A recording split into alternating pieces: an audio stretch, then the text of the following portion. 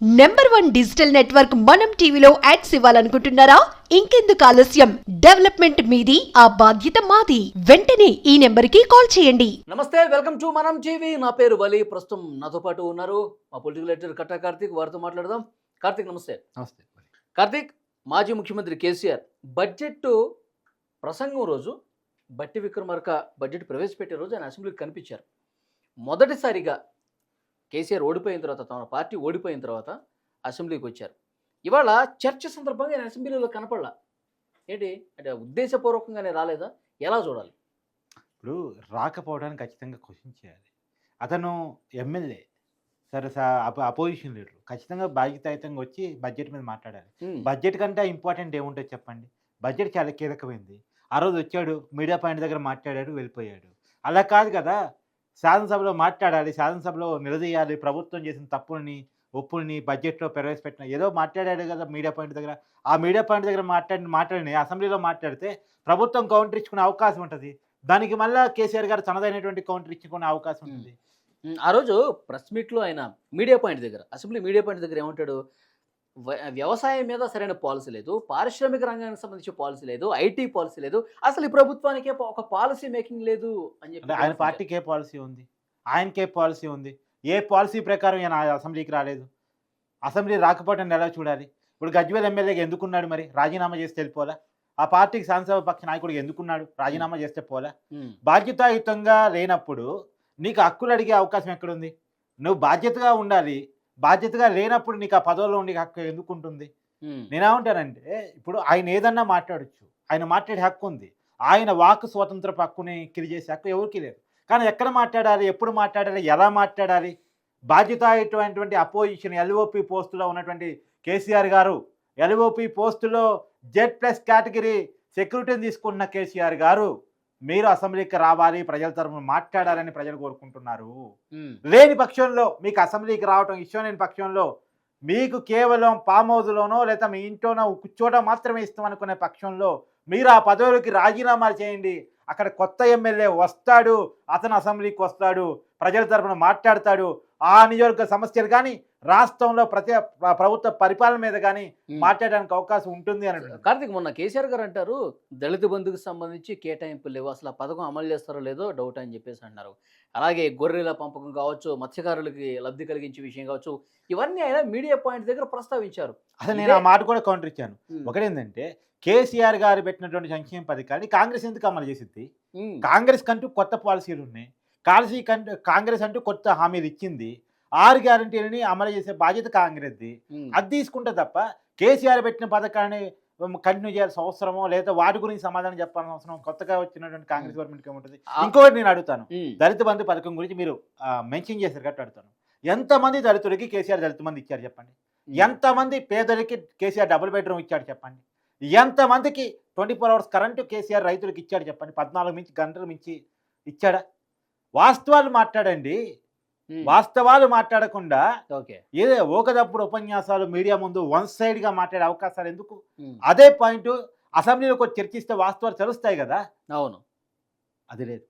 అసలు దళితుల గురించి మాట్లాడిన నైతిక హక్కు కేసీఆర్కి లేదు. ఎందుకంటే ఆయన తెలంగాణ వస్తే మొట్టమొదటి ముఖ్యమంత్రి దళితులు అన్నారు, కానీ కాలేదుగా. ఆయన అయ్యాడుగా అధికారం రాగానే.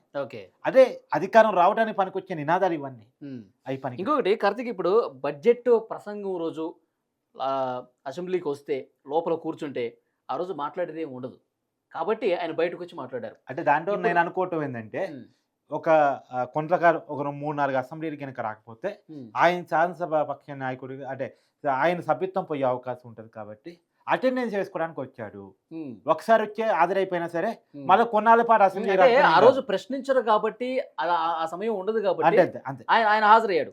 ఇప్పుడు ఇవాళ సభలోకి వస్తే హరీష్ రావు కొమ్మటి జరిగింది కదా, అంటే కేసీఆర్ రేవంత్ రెడ్డి గారేమో కూర్చోండి, మీరు చేసిన నిర్వాకాలు చాలంటే ఆయన సీనియర్ వ్యక్తి ఉండి రేవంత్ రెడ్డి గారు, హరీష్ రావు వేరు, కేటీఆర్ వేరు, డైరెక్ట్ కేసీఆర్ పరుగు పోవటం వేరు కదా, కేసీఆర్ సమాధానం చెప్పుకోలేకపోవటం వేరు కదా.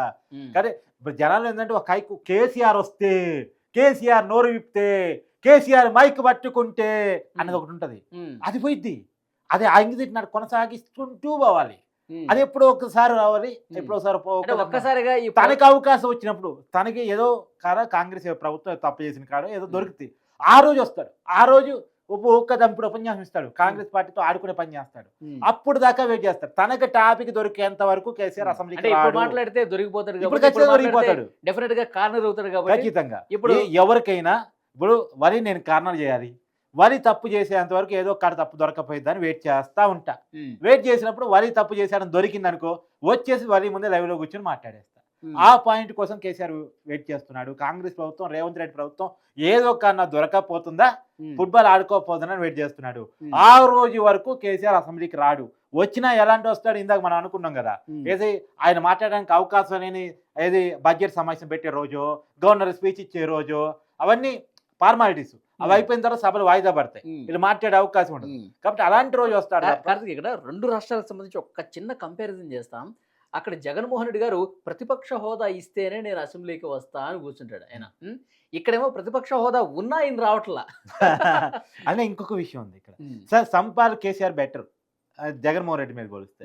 ఎందుకంటే ఆయన రావట్లేదు, ఆయన పార్టీ ఎమ్మెల్యేని కూడా పోవద్దు అంటున్నాడు జగన్మోహన్ రెడ్డి. కనీసం ఈయన కొడుకు, అల్లుడు, మిగతా ఎమ్మెల్యేలు వస్తున్నారు, ఈయన రాకపోయినా సరే. అక్కడ అది కూడా లేదు. అవును, బాధ్యత రాహిత్యమైనటువంటి వ్యక్తులు వీళ్ళు.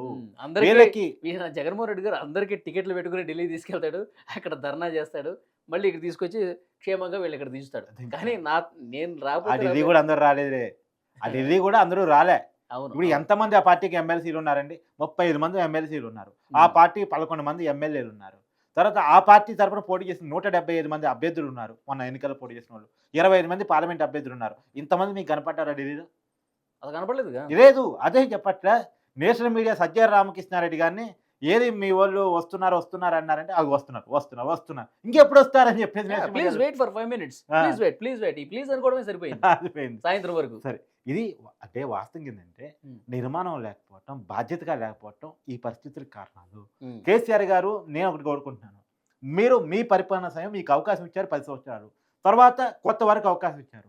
ఖచ్చితంగా మిమ్మల్ని ఎలా మీకు అవకాశం ఇచ్చారో ఆ రోజు మీరు ఎలా అసెంబ్లీకి వచ్చారో ఈ రోజు కూడా మీకున్న బాధ్యతను ఉపయోగించేసుకొని ప్రతిపక్ష నాయకుడిగా అసెంబ్లీకి రావాలి. ముఖ్యమంత్రిగా ఎలా అసెంబ్లీకి వచ్చారో ప్రతిపక్ష నాయకుడిగా అలాగే రావాల్సిన బాధ్యత మీది. ఎప్పుడూ ముఖ్యమంత్రి పదవిలో మీరే ఉండాలి, ఎప్పుడు మాకు అధికారం ఉండాలి, మాకు అధికారం ఉంటేనే మేము అసెంబ్లీకి వస్తాం అనుకోవటం అనేటువంటిది ప్రజాస్వామ్యంలో కరెక్ట్ అయిన పద్ధతి కాదు. ఓటమిని ఇంకా యాక్సెప్ట్ చేయలేకపోతున్నారా, జీర్ణించుకోలేకపోతున్నారా? మేబీ ప్రతిపక్ష నేతగా ఉండటాన్ని ఆయన ఇంకా యాక్సెప్ట్ చేయలేదు. మేబీ అదే అనిపిస్తుంది. ఎందుకంటే ఆయన బాధ్యతగా రావట్లేదు అంటేనే అదే అనిపిస్తుంది. మన కేటీఆర్ గారు ఏదో ఛాలెంజ్ ఇస్తున్నారు, దీనికి కేసీఆర్ గారి దాకా అవసరం లేదు, నేను ఉన్నాను కదా, నేను సమాధానం చెప్తాం, బాగా మీరు సమాధానం చెప్పండి అన్నారు. అది ఎవరు సమాధానం చెప్తున్నారు అన్నది కాదు. కేటీఆర్ గారు ప్రతిపక్ష నేతగా ఈయన గుర్తించాల్సింది కదా, అంతే కదా. మళ్ళీ హరీష్ రావు ఒప్పుకోడు, అదొక ఆగోవాలు కూడా ఉంది, అది జరగాల్సింది అదే. మళ్ళీ పంచాయతీ ఫామ్ హౌస్కి వెళ్తుంది. అదే ఆగోవాల పంచాయతీ కాడ జరిగిన గోడలో నుంచే కేటీఆర్ ని హరీష్ రావుని పక్కన పెట్టి తను తీసుకున్నారా బాధ్యత. ఆ రోజే కేసీఆర్ చెప్పాడు, నాకు అసెంబ్లీకి రావటం ఇష్టం లేదు, నేను రాజీనామా చేస్తా, కేటీఆర్ ని శాసనసభాపక్ష నాయకుడిగా చేస్తా అంటే నేను గాజు దొడుకుని కూర్చున్నాను. పార్టీ వర్కింగ్ ప్రెసిడెంట్ ఆయనకే ఇస్తారు, తర్వాత ఈ శాసనసభాపక్ష నాయకుడికి ఆయనకే ఇస్తారు, నేను పిచ్చి ఉన్నా అని చెప్పేసి హరీష్ రావు రెచ్చిపోయిన తర్వాత ఇలా కాదులే అని చెప్పేసి ఇద్దరి మధ్య సహయోజులో నుంచి తనే తీసేసుకొని డిప్యూటీ కూడా వేరే వాళ్ళకి ఇచ్చేసాడు. డిప్యూటీ వాళ్ళ పార్టీ ప్రో లీడర్గా వేరే వాళ్ళకి ఇచ్చేసారు. ఏది ఏమైనా ఒకటి క్వశ్చన్, కేసీఆర్ గారు కీలకమైన బడ్జెట్ జరిగే రోజు కూడా మీరు రావట్లేదంటే మీరు తెలంగాణ ప్రజల పట్ల ఏమాత్రం బాధ్యతగా ఉన్నారు అంటానికి ఇది అర్థం పడుతుంది. కాబట్టి నేనేమంటున్నానంటే మీరు ప్రభుత్వాన్ని కౌంటర్ చేయగలుగుతారా, ప్రభుత్వం మిమ్మల్ని కౌంటర్ చేసిందా, ఇవన్నీ నథింగ్, ప్రజలకు సంబంధం లేని విషయాలు. మీరు అసెంబ్లీ సభ్యుడిగా, అపోజిషన్ లీడర్గా అసెంబ్లీకి రావటం అనేటువంటిది ప్రజాస్వామ్యంలో మీ బాధ్యతను మీరు గుర్తెరిగి రండి అనేటువంటిది ప్రజలు కోరుకుంటున్నారు. చూద్దాం కార్తీక్, ఇప్పుడు మరి వాళ్ళైతే కనిపించలేదు, ఆయన చాలా హాట్ గా చర్చలు జరుగుతున్నాయి. పద్దుల మీద కూడా ఉంది, అక్కడన్నా కనిపిస్తారు. కొన్ని కీలక బిల్లులు కూడా వస్తున్నాయి. అవును, అసలు రావాలా, వచ్చి అన్ని బిల్లుల మీద ప్రజలకి ఏమైనా సమస్యలు ఉంటే అక్కడే కదా ప్రశ్నించేది. ముఖ్యమంత్రి గారు ఉంటారు, పార్టీకి సంబంధించిన మంత్రులు ఉంటారు, వాళ్ళందరినీ ప్రశ్నిస్తేనే కదా ప్రజల తరఫున కేసీఆర్ గారు నిలబడ్డారని చెప్పి ఆ వాయిస్ కూడా వెళుతుంది కదా. మరి చూద్దాం, ఇక భవిష్యత్తులో వస్తారా రారా అనేది కూడా పెద్ద క్వశ్చన్ మార్క్ కనిపిస్తుంది. నెక్స్ట్ సమావేశాల గురించి మళ్ళీ ఒకసారి డిస్కస్ చేద్దాం కార్తీక్. Thank you. మీ బంగారం బ్యాంకులో ఇతర ప్రైవేటు సంస్థల్లో ఉన్న విడిపించి కొనబడను. కొమ్మూరి గోల్డ్, ఆంధ్ర మరియు తెలంగాణ.